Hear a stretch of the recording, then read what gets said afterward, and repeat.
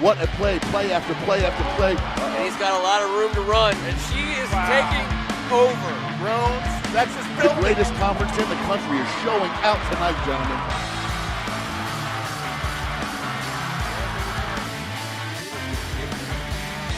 I cannot believe it. That is the greatest high school football game.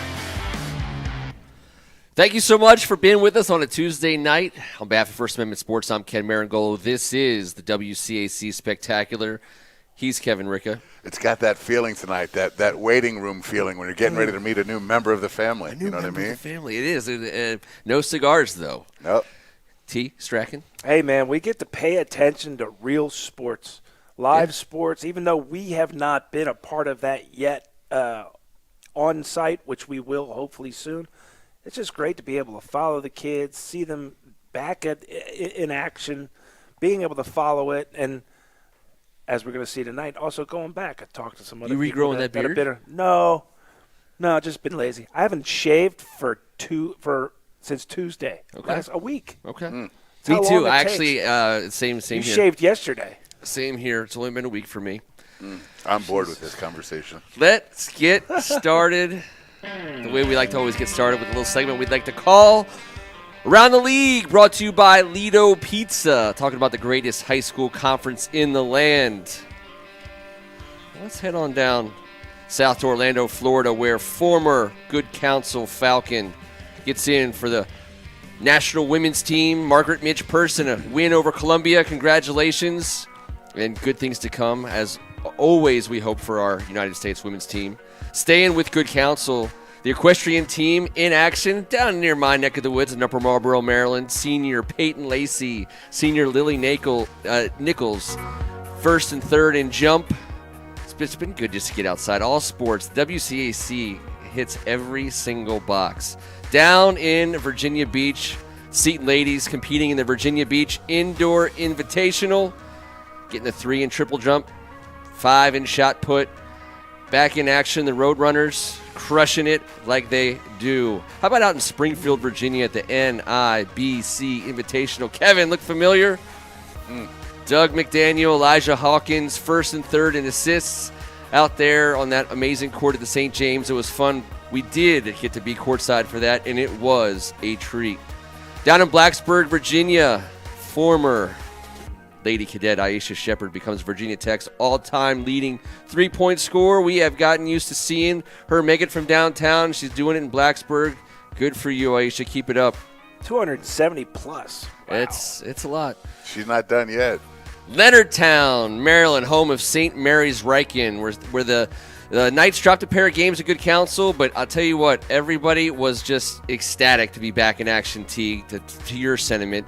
Girls were able to tie it up with less than 10 seconds to go, but they did take the loss, and I'll tell you what, people were excited to watch live action on the hardwood. How about some live action on the gridiron, where our man, former DeMatha Stag Chase Young, named Defensive Rookie of the Year for the Burgundy and Gold, 9-5 plus 4 pennies. That's what we're looking at right there. He had a studly season, and I tell you what, there's nothing but good things to come for this team, because on the front office side, another Good Counsel graduate, Marty Herney, class of 1974, returning into the area, Executive Vice President of Football. Things are looking up for us WFT fans, guys. The WCAC is taking over our hometown team, and it is on the up and up, Kevin. From the league, back to the league. Welcome home, Marty Herney, man. Welcome home, Marty. We can't wait to have you on the show. Ron with his two brothers, Marty and Marty. That's right. It's all kinds of Marty action going on. Want to say thank you to our sponsor, Lido Pizza. Lido Pizza is square because they don't cut corners. Neither do we. Neither do we. Never have, never will. And joining us tonight to bring the class to our show, that's what we do. We don't bring it on this side of the table ever. But I'll tell you what, we have a very special guest, and it's someone who, like you said, Kevin, joining the family. 2013 class at PVI, and pretty much the busiest person. She was so busy in high school. I mean, she's still busy just from high school activities. Lacrosse, soccer, swimming and diving, track and field. Paul VI had a hell of an athlete on their hands. Went to American University to play soccer, where she turned it into a career in journalism. And she will be joining our team at First Amendment Sports on a weekly basis. Please welcome to the show and to the family, Megan O'Keefe. Oh, what an amazing transition. Look at that. Guys, what an intro. First of all, where did you get all that info from? Because that's some deep Oh, we're going to info, get to that, Megan. I'll tell you exactly where one of the places that we got. You're going to see it on the screen here very shortly. But first of all, welcome, and thank you so much for making our team better, because that's what we need. Because, I mean, look what I'm working with here. I'm just saying. Sorry, I don't know. You were closest. I'm so excited that you guys asked me to be part of this. You know, I've been a big fan, of course, but also just, you know, we all know the pandemic has been tough, and getting to be around sports again, talking sports, and let alone the WCAC, my alma mater conference. So I appreciate you guys having me. Well, let's start there, Megan. That's where we always like to start is the conference, the league. You were a participant of many sports. You talk a little bit about being out at PVI, the old PVI, not the new PVI, the old school original gangster PVI. Oh, the OG, I know. It's depressing to see. I drive past the building now, and it's all getting renovated. But I have the best memories of playing at PVI. I mean, soccer was my number one sport. And when you guys had the top of the segment here, Midge Purse, that brings back all the best and worst memories, because she would dice me up on the field. She was a striker. I was a center back, but I have amazing memories of playing against her and now getting to see her on the national stage, which is awesome. And, like you mentioned, oh boy, there she is. Did I ever lift weights at all? Did we do any lifting? That's probably me getting beat and trying to run after the ball. But no, my memories of playing at PVI, I got there and was fortunate to make varsity as a freshman, but then I lied about my position, and I was like, yeah, I'm a striker. And the coach was like, all right, spots on the bench. Because we had all senior strikers. There's no chance of me playing. So eventually told her, I would be a center back for her. Funny story about that picture. I don't know if you want me to go into this yet. That was the day after the day before I got my first concussion against Ireton. So that's the last photo ever taken of my face before it was broken. No lie. So I don't know if you guys know about this story yet, but I can dive into it really quick. So my memories of the WCAC are great besides Ireton, because I had a game that next day, went up for a header, girl in front of me, thought my head was the ball, and popped this cheek. I landed on the ground and it completely, blew up, and I was out for a few months, but it's funny you brought that photo up. Oh, boy. Did you have to wear that concussion to homecoming? Is that true or false? That is absolutely true, That's where I really learned the power of makeup and lots of layers of it, because my face was, purple, and then the bruise would kind of settle, and it was green. It was not cute. Man. Speaking of the power of makeup, it's like right on cue. I thought it was so cool, putting together that little face paint. What was I thinking? Could you teach Kevin the power of makeup? Sorry, once again, I'm sorry. I got you guys. I know I'm going to need a lot of help. I know we're getting a lot of help, right, coming our way.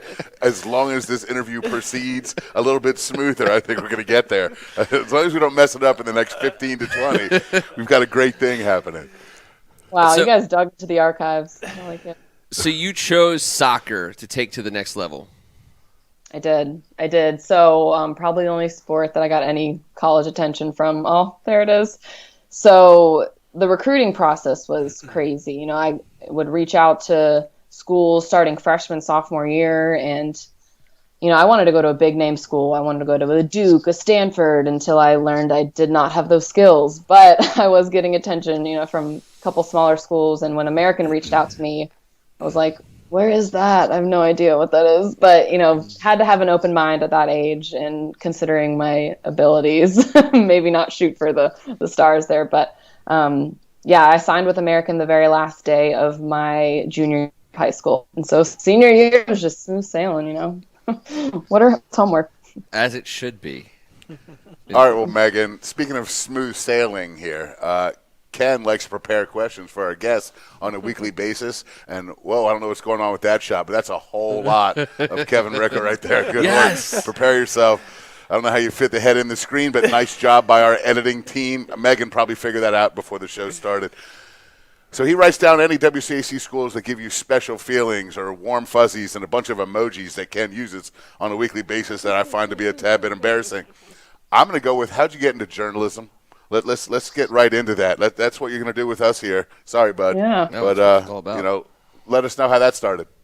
Sure. Yeah. So I had no plans of this going into college. I chose international studies because the building looked really cool at American. But then the story goes, how I got into this was, as an athlete at American, you had to volunteer at other sporting events. So I volunteered as the mop girl at one of the basketball games. Front row seat, you get to sit right under the basket and just sweep up all the sweat. Glorious job. But during that one of the games, they had some guy who was supposed to interview the coach at halftime, and they're like, "Oh, he didn't show up. He's sick." And I'm back over here like a little scrub that I am with my mop. I'm like, "That sounds really cool. Like, can I give it a shot?" And they're like, "Sure, why not? Who's watching anyway?" So dropped the mop, picked up the mic. That's my mop to mic story, and fell in love with it from there. I was terrible. Lots of room for improvement. But a rush, and it just reminded me of like whistle blowing, the red light coming on, and I just loved that adrenaline, and I wanted more. Oh, look at that. Wow, throwing it back to the good old days. DA, baby. Yeah, we were mentioning before we almost never. Oh wait, where do you go to high school? We almost never cover any right. DeMatha people. It's crazy that we would have one tonight. It's unbelievable. But so, you've obviously gravitated towards not just journalism, but actually telling stories. So can you talk a little bit about what you're doing in that field, and where you have kind of moved towards in terms of your storytelling, because you actually are a very accomplished podcaster and you have a platform, but it's what you use your platform for, which I think is awesome. Yeah. So, to give a little bit of a background about my podcast that I started during the pandemic, I think we can all relate that we have some story of how the pandemic flipped our lives upside down. So for me, I had been working at ESPN for about a year and a half doing production, loved it, but I knew I wanted to be reporting and telling stories. So I got the awesome opportunity to have the job as a reporter with the North Carolina Courage. Dream job, awesome, soccer, all the good stuff.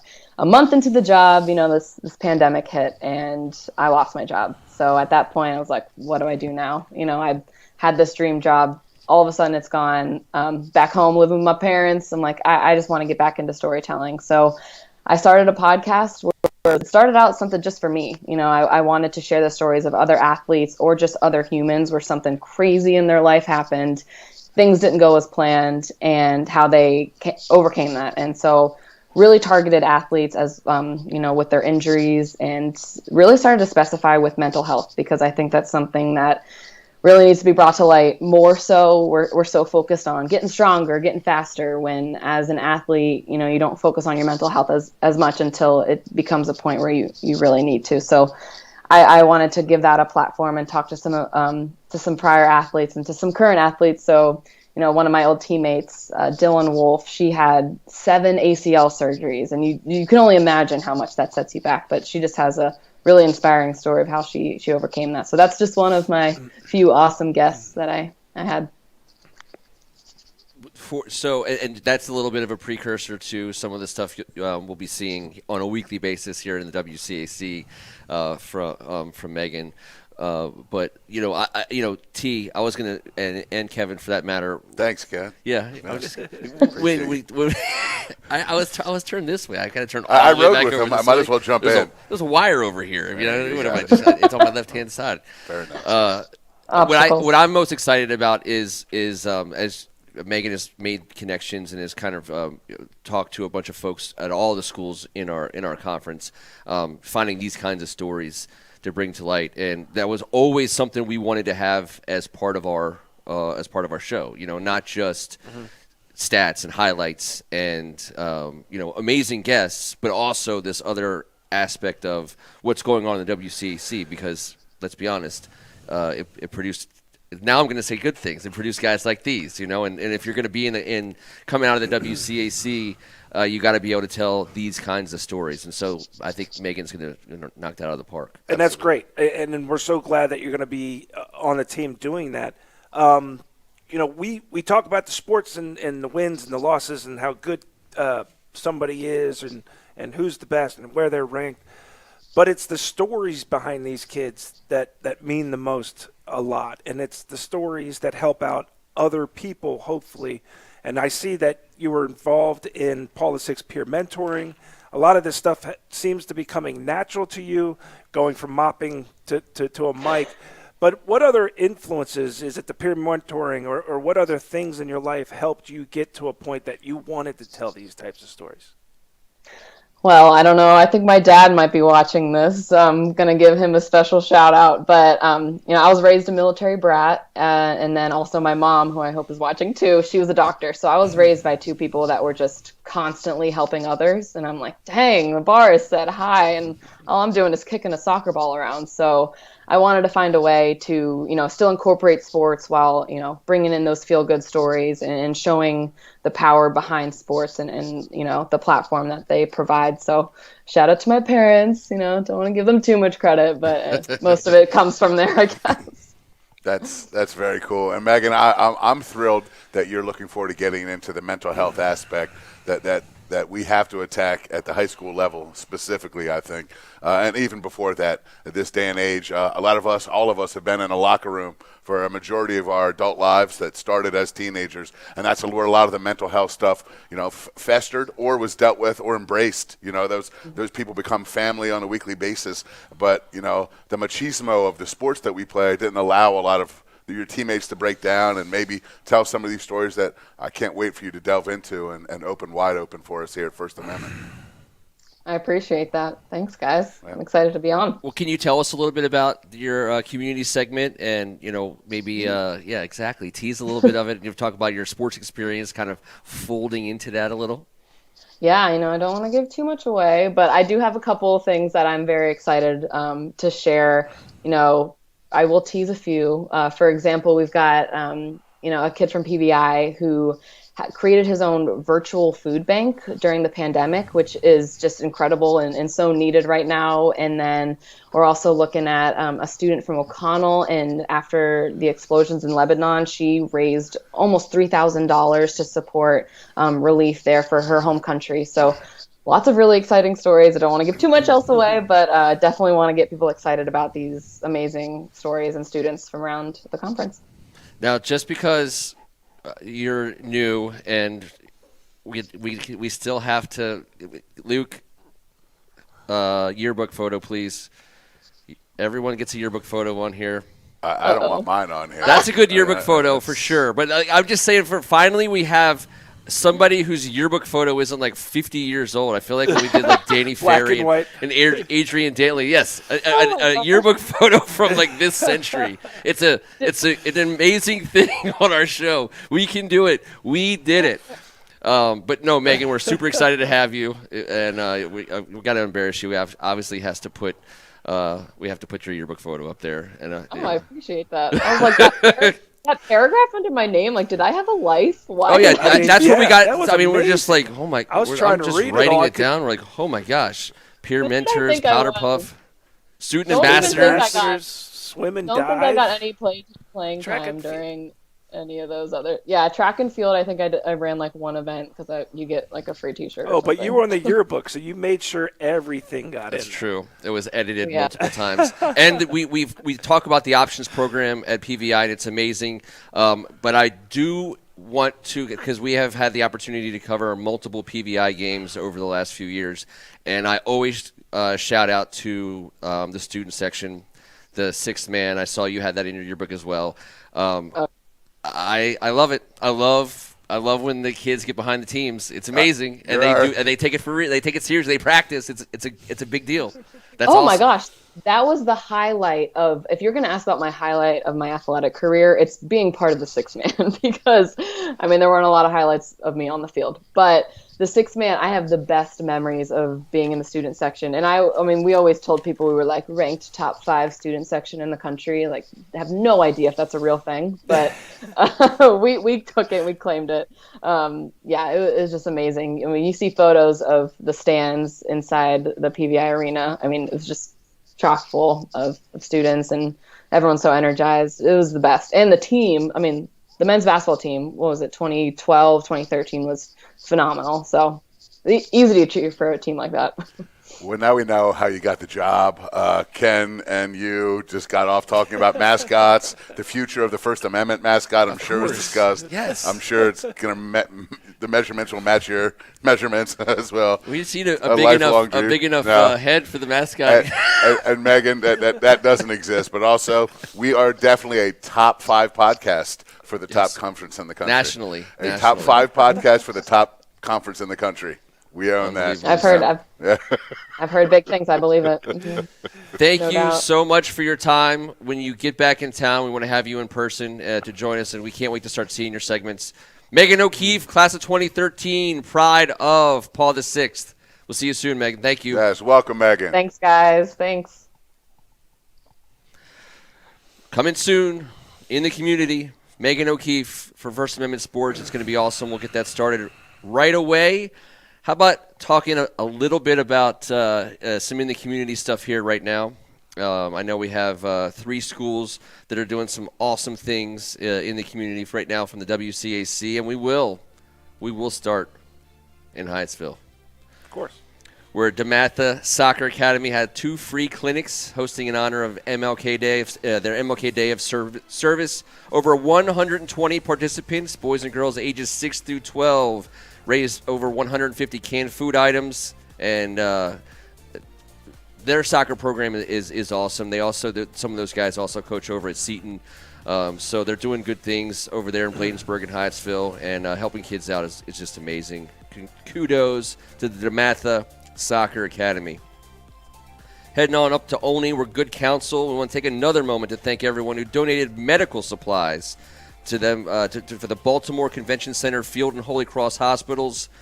As you can see from the card that they sent us, they were very thankful and amazingly appreciative of all the relief that they were able to provide. From Olney to Baltimore and down back in my hometown, Forestville, Maryland, Bishop McNamara, in celebration and recognition of Martin Luther King Day, their day of service. They served with the council member at large Mel Franklin in the Beltway Plaza Mall for the Feed the Community drive-through food giveaway.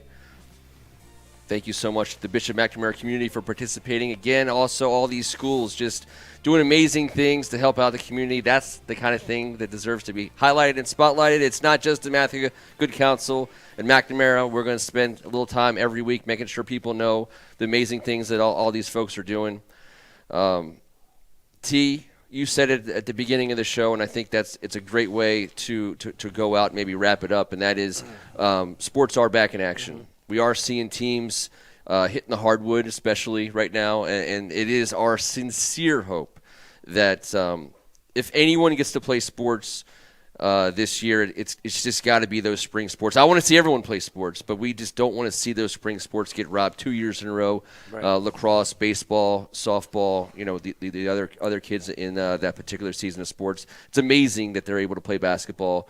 We're kind of starting to understand it won't look like it did the last few years with regard to in-season conference schedules or even, for that matter, tournaments or playoffs. But kids are getting a chance to hit the hardwood, put something on film, hopefully for some college coaches to see.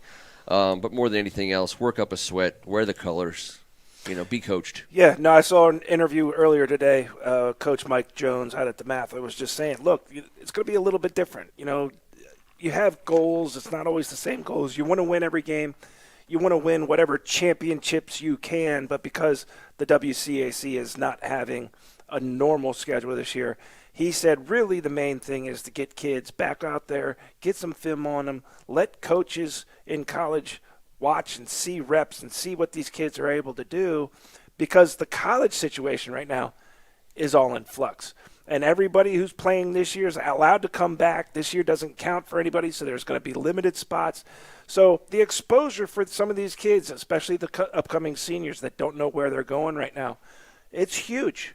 It is huge. It's a huge thing for them personally, for their families, to have this exposure. And I think that was a good point Mike made. Well, the problem is the schools that don't have that. Yeah. And just as much as you're lauding the families and the kids that get to go out there and do it, it's making me sick to my stomach that my alma mater cannot. I know. Gonzaga and Carroll don't have that ability either. It's sickening. It doesn't. I don't want to say it doesn't feel right to watch these other guys. It's not their fault. It's tough. Just the way it's all, unfolding. It just feels odd. It feels strange to me. It is odd. And it's weird. I'm having a hard time embracing either end of it. But whatever it is, you just say a prayer to these kids that it all works out the best way it possibly can for them. Because I can't imagine going through what they're having to deal with.